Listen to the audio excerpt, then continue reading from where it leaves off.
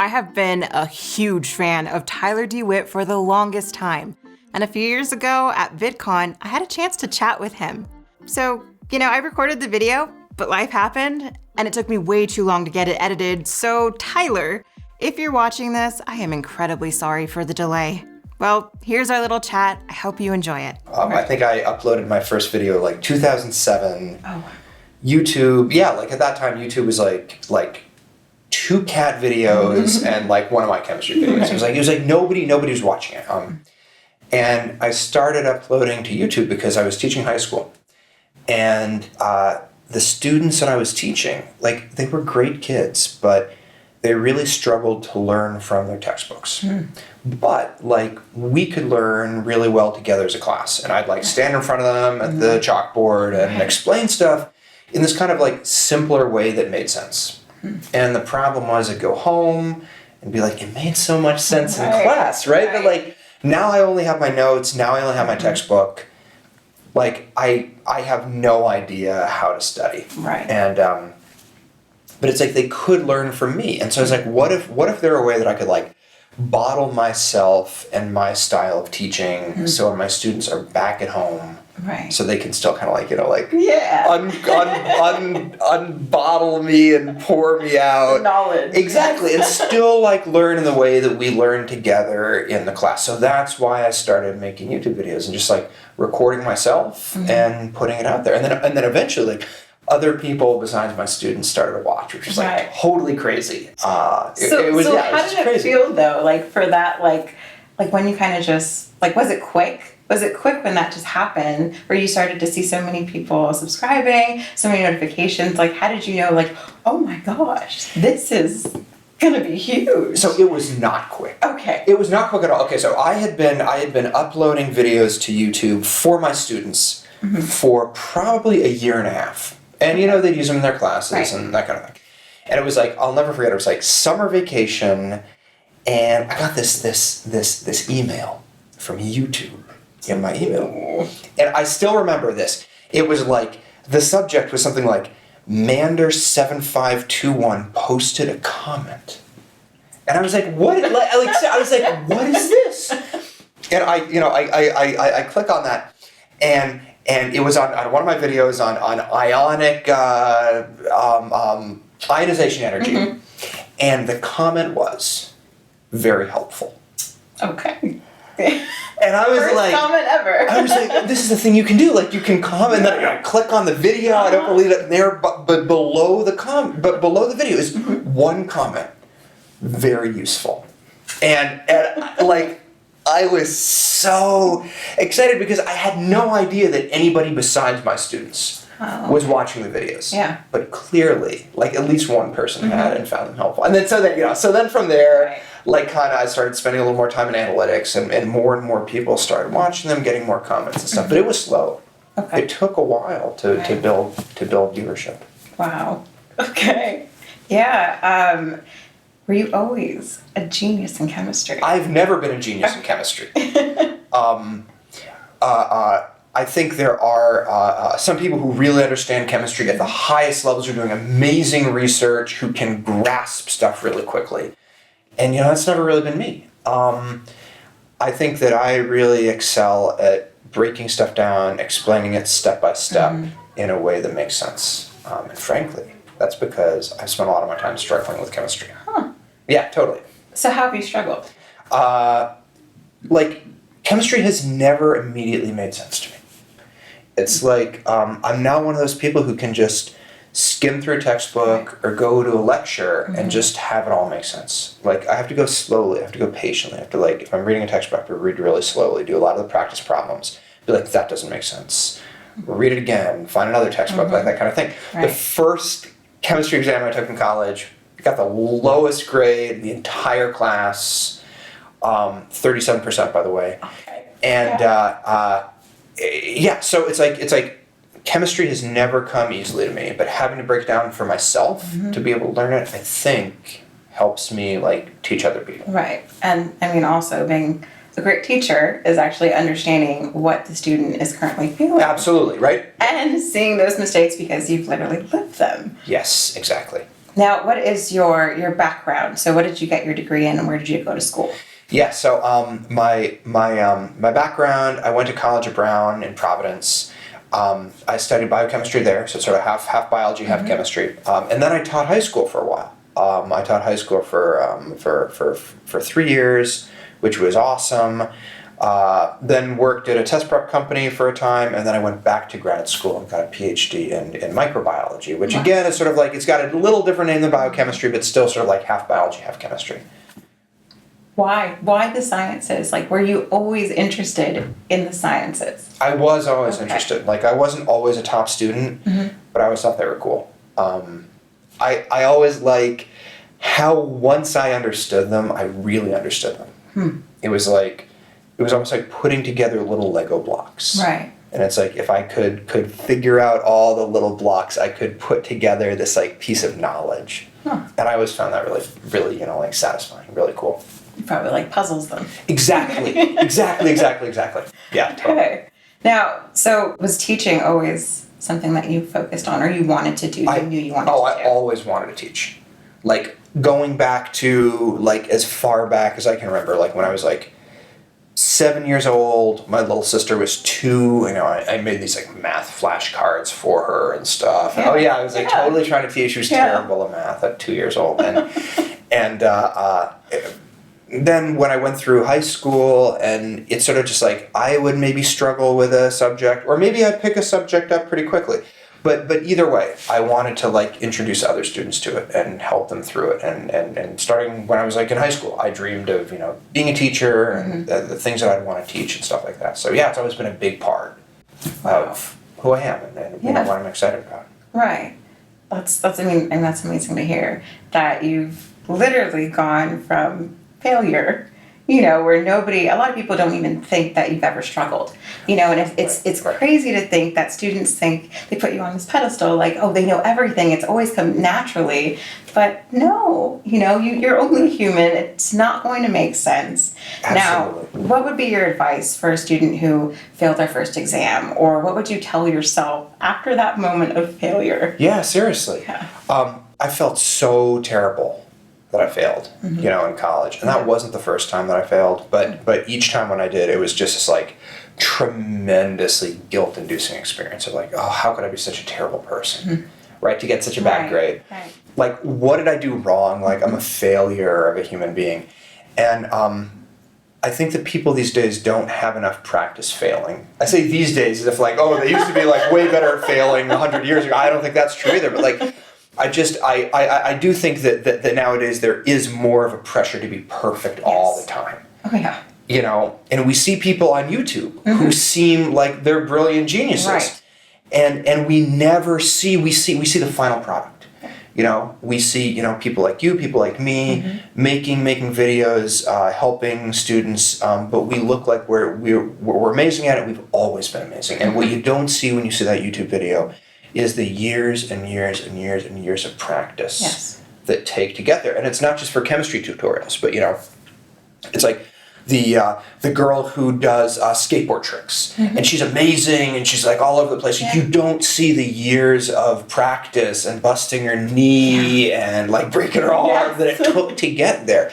And so the point is like nobody's going to get good without failing. And I wish, like going back to your, what you said earlier, like I wish somebody had said that to me. I wish I could say that to my younger self of like, failure is really important. You're going to fail a lot, and it's the only way that you're going to get better. So go feel bad today, go get some ice cream, get a slice of pizza. Like, it's okay, but like, doesn't mean you're a bad person. Doesn't mean you're always going to fail. And now just like pick up, dust yourself off and, get back to work. Right.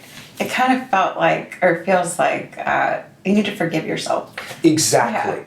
Exactly. And there's such a big difference between doing badly on a test and being a bad person. Right. It's just like they have nothing to do with each other, right? They really like they don't at all. And I think sometimes there are some teachers out there who get so angry when say I'm so upset. I've taught this 5 different ways and everybody's still failing, and don't waste my time. And luckily it's not the majority. But there are teachers out there like that, and I think they can make people feel really guilty when they're not always doing an incredible job. Right. Well, I mean, it's amazing to hear that, someone as educated as yourself and talented as yourself went through the same things that students are dealing with absolutely. today, and it's just, you can get to that level. You just have to work for it. You just have to figure out, how to properly learn. And what tips would you give, to be able to figure out your learning style? Because I think that's a huge thing, is understanding, yourself, what type of learner you are. Right, exactly. Well, one thing about learning style that I think everybody needs to learn is what really learning looks like.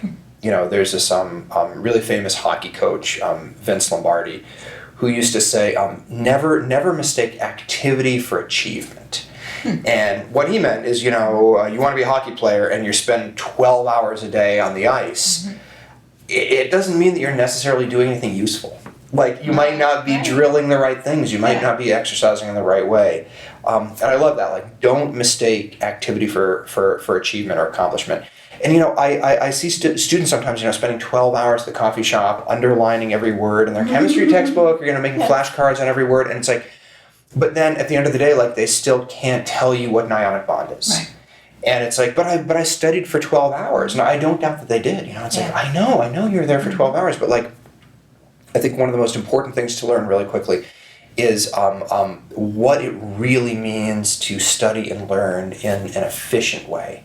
And how to begin to realize the difference between just doing work for work's sake and how to do work that really is helping you learn, is helping you absorb the material. Yeah, completely agree. Yeah. What, for a student who, I still think that maybe, like, students think, like, maybe science isn't for me. Yeah. And I wouldn't say that per se, but maybe a career in science is or isn't for you. Sure. Like, how do you decide, like, let's say if you wanted to be a doctor, and then realize, what, I've given this my all. How do you kind of decide or see that, and then either decide to change your major or change your career? Like, has that ever happened to you, like changing your mind on what you want to be and, like, doing that little, like, pivot, to something else? Yeah, absolutely. So yeah, there have been many times when I've changed my mind about certain things. Something that I think is really important is figuring out what that actual career looks like. There are a lot of people who I know, a lot of young people who want to be vets. For example, and they study really hard, and maybe they do well or maybe they don't do well, but the most important thing is to find out what a vet really does. And see, a lot of people who think they really want to be vets, maybe they start working with animals, and some of them are like, I don't just like pet kittens all day. Like, I have to take care of animals that are really sick. Some of them don't make it. It's really sad. And what I find is, like, the students who have that experience and really do like the work, like, and maybe this sounds a little mystical, a little magical, but, like, they find a way to get there.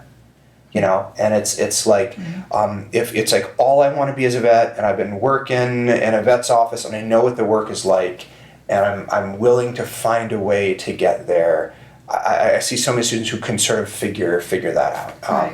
And others, they think they want to be doctors, and then they start, volunteering or whatever, and they're like, I actually don't really like this. Right. And so it's sort of like, I sort of sidestepped your question a little bit, but I think a big part of it is really, like, finding out what is it that they do, and is there a part of that maybe you like, and maybe going to medical school is too much, but you really like this part of being a doctor, so maybe there are other careers that can get you there as well. Yeah. So I think that's something to keep in mind. Yeah, absolutely.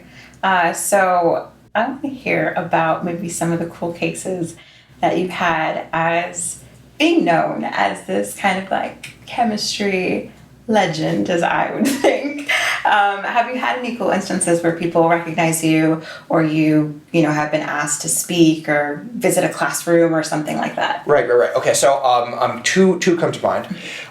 One, a year or so ago, I was invited to an all-girls school where they used a lot of my videos in their chemistry classes, and the the young women had custom made these stickers okay. that had my face on them and a bunch of chemical equations in the background, and in big letters it said, "Hey girl, I got my eye on you." Oh, yes. Crazy, right? So they have these stickers that are like all on the laptops and they're on their textbooks and stuff. Right. And, you know, they're like holding them up, and it was so cool. Because I didn't even know what they were at first. I was like, well, everyone has the same sticker. Like, what's going on in this class? Yeah. You know, and then I get a little closer and I'm like, oh, that's me. You know, I got my eye on. Yes. Another lovely experience. Walking down a street in New York City in the middle of the night, and I run into a young woman who says, you know, oh my god, it's you, and she's like, you know, you make YouTube videos, and I was like, yeah, I know. Yeah. And she's like, you got me through chemistry in high school, and it made me so happy, and it was just like the coolest thing ever. And she was like, you know, I've always, speaking of vets, like I always wanted to be a vet, and I didn't think I could hack it. But I started working at a vet's office, and I totally fell in love with it. I wanted to do whatever I could to make it happen. I saw your videos, started watching them, and like got me through, and I'm like on my way to vet school, and it was just like the coolest thing to know that I was like part of helping her, like, you know, achieve her dream. Wow, that's one hilarious. Yeah, and another heartwarming. Yes. Yeah. But so, what have you been up to lately? I know that you've taken a little bit of a sabbatical, so it seems. I have. I've taken a little time off YouTube, which has been both good and bad. I haven't had as much time to put towards my channel, which is always like a drag. Yeah. It's been good though, because some of that stuff that I've done on YouTube has led to some other opportunities. Yeah. So I've been doing some videos for a college textbook that will be coming out in a couple months, which is exciting. Yeah. Other freelance work kind of here and there that you know helps pay the bills, of course. Which ultimately will be good, because it means that I can dive back into YouTube with some money that I've saved and spend some more time working on videos, which is something that I'm actually doing a big planning for in a couple months. You know, no spoilers, but like in a couple months, I'm excited to really get back in the game and release a whole bunch of new videos. And, Wait. So you're coming back to YouTube? Coming back to YouTube, absolutely. Yeah. You're coming back to YouTube. I'll be back with a whole new bunch of things. There might even be some new topics that I'll be covering, some new subjects. Okay. You'll see shortly. Yes. And I'm excited too. I'm excited too. I think it's going to be really really great. And it's like my favorite thing to do. You know, just to make YouTube videos, to put stuff out there to help students. So. One last question. Yeah, please. What one video would you say you are most proud of, and how long did that make you take to make it? Okay. The video that I'm most proud of, I bet you can guess what it is. Can you? What do you think? Because which video do you think I'm gonna? Because it's like one of my favorites, and I think, like, just knowing how long videos take to make. Yeah. I think it's the galvanic. Galvanic cell. Okay. That is right. So the galvanic cell video is my absolute favorite. You know, it's the basic chemistry of how a battery works and how electrons move. It took probably 3 or 4 weeks of like constant work, and I had to cut out, had this beautiful, all these atoms, they're different colors, and the water and the electrons move, and it's like, it took forever, and then to film it. Was just like to get everything right, and the electrons are hiding under the atom, and you twist it over and it gets a 2+ charge. And yeah, it was like, I don't want to sound conceited or anything, but it was like a work of art. It was like when it finally, like, everything came together, and like, it's a video that I'm really proud of, and I think it's helped a lot of people understand this concept, which is very difficult. Yeah. There's like all these things going on, and it's hard to see how they all come together and relate to each other. So I think it's been really helpful too. Do you do this all alone? So like by yourself? It's just me. Wow. It's just me. Just one person. Just me. So it takes time. Yeah, absolutely. Everything takes time. Well, this has been a bit of a dream, because you have been an inspiration for my channel. I'm so happy to hear that. And just being an amazing teacher, like, that's something that I respect and value. And it's lovely to see that exists, you know, and that's out there. And I was fangirling when we met at a couple days ago. Yeah. So it was awesome to be able to have you here and just get to know you better. And now I feel like we're like best chemistry buds. Oh, I love it. Well, thank you so much. It's been such a pleasure. Absolutely. If you haven't already, check out Tyler's latest chemistry videos on his YouTube channel. He honestly continues to level up his video production quality, and the videos are just looking so good. Thank you everyone for watching, and I wish you the absolute best this semester.